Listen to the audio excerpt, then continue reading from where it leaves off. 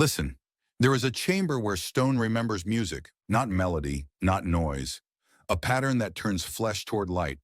They built it at Epidaurus and disguised it as a sanctuary, but it was a machine. They called it a dome.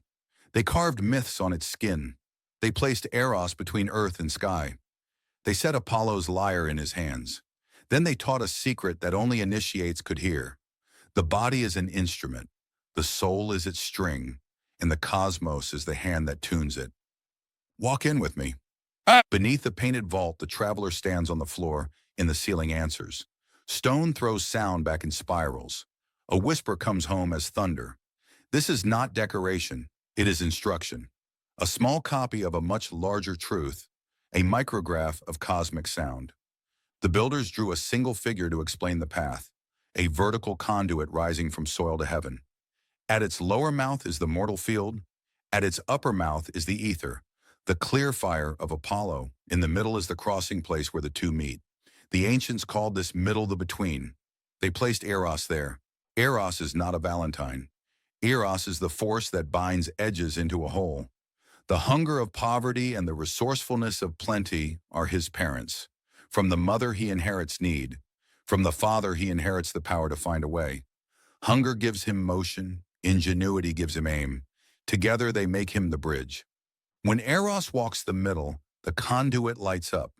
Earth remembers the sky. The sky bends down and becomes intimate. The human is allowed to feel alignment as a physical event. How does a feeling become law? With number, with rhythm, with the sevenfold ladder that rises inside the body and mirrors the seven known wanderers above.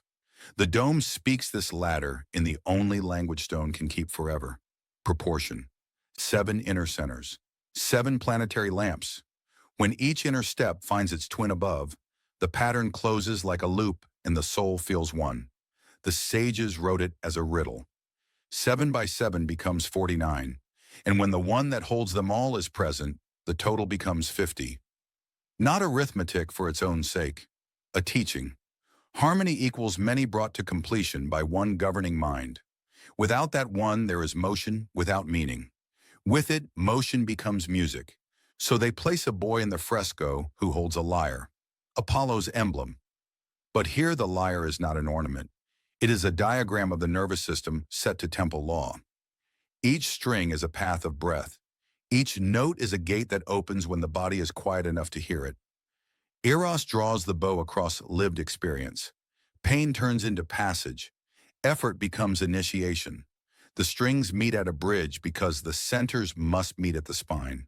The music rises through the conduit and the dome returns it as counsel. Stone replies, continue. Now the teaching deepens. Movement alone is not enough. The ancients named the next law with a single compact word. Together movement. Not chaos, not stillness.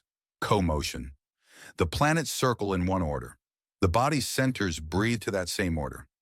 When you move with the heavens, you stop fighting the world and the world stops fighting you. You become a citizen of rhythm. This is why Apollo rules both music and the sun.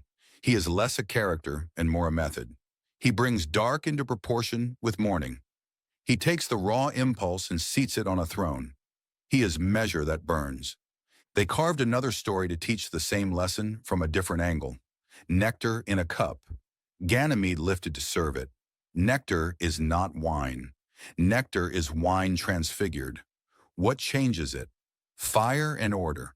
The human drink becomes divine when aligned with the golden ratio of behavior, the cadence of breath, the purity of intent. They illustrated it as feasting because initiation ends in belonging.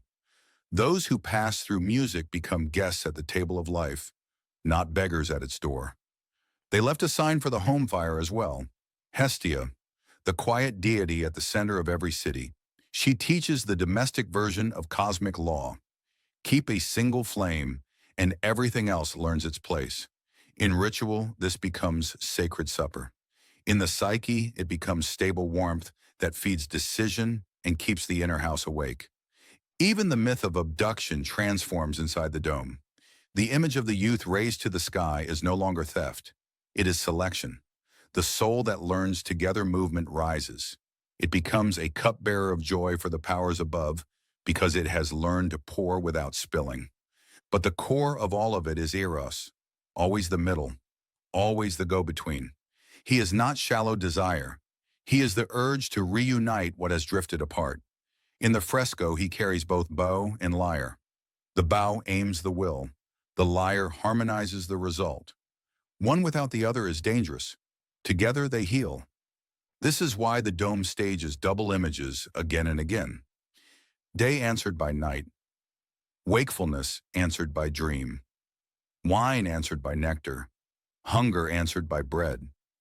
Everything pairs with its contrary until the eye finally sees that the argument was the lesson. Not conflict, but tension that yields tone. The Greeks called it the returning harmony. The pendulum learns its king and stops at balance. Remember the number, 7 upon 7, 49, then the hidden one, 50. In the text, this becomes 50 bulls, a herd image for radiant forces set moving in agreement. Bulls because strength must be yoked, radiant because the sun is the conductor. The message is simple and severe. You do not tame power by refusing it. You join it, teach it tempo, and it becomes your crown. There is a quieter message woven through the feast scenes. Hospitality is not courtesy, it is metaphysics. To welcome is to admit that the other is a portion of the same fire. The Pythagoreans made this a rule. Eat together the way the stars circle together. Let the table be a model of the sky. Let the bread be proof that order can be delicious. Now hear how the script of the dome ends. The lyre speaks to the ear. The ear persuades the air of the soul. The air of the soul calms the beasts within and raises them to service. Medicine is born. Prophecy is born. Craft is born, not as occult tricks, as clear consequences of a tuned instrument. This is why the sanctuary belonged to Apollo. Not because he was handsome, because he is the name the Greeks gave to the human possibility of precision. Remove excess, brighten purpose, aim the breath, align the steps with the sevenfold sky, turn wine to nectar through discipline and joy, share it, light Hestia's central flame, and keep it clean. Then something impossible happens. The wall between the small room of the body and the vast room of the heavens softens. The little conduit in the dome reveals the larger conduit in the world. The traveler discovers that the true temple was never a building, it was a stance. Stand in that stance now, chin level, breath low. Imagine the 7 lamps rising along the spine like sunrise in 7 stages. Imagine the planets above answering. Imagine the dome around you answering. Surrender motion to order. That is together movement. Hold the bow in the left hand and the lyre in the right. Decide with one, heal with the other. And if you ask for a final sign, the ancients would give it through a single picture, a circle of circles. On top of each, a siren singing one clear tone. 8 tones blending into one accord. The cosmos is an orchestra. Human life is a chair waiting in that orchestra. The ticket is attention. So here is the dangerous promise of Epidaurus. If you learn to listen, the world will answer. If you train the instrument, the conductor will raise his hand. If you hold Eros in the middle, the conduit opens. And when the conduit opens, you will feel the thing everyone insists is a metaphor. You will feel the sun inside your chest. The dome was never meant to be visited. It was meant to be worn.